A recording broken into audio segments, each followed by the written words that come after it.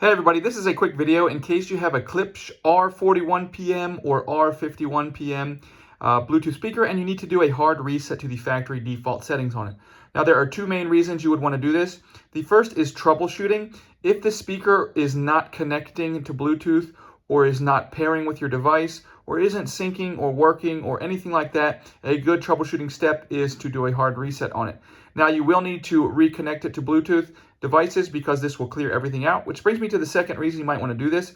If you just want to delete all of the pairing history and get started fresh by pairing this speaker with a new device, this will go ahead and do it, and it's quite easy to do. We can go ahead and proceed. All we're going to do is we're going to come back and on the back of it, we're going to find the source volume dial, and we can actually press that, and we're going to press and hold it. And while we're pressing and holding that dial button, we're then going to come over to the controller, and we are going to then press this sub back button.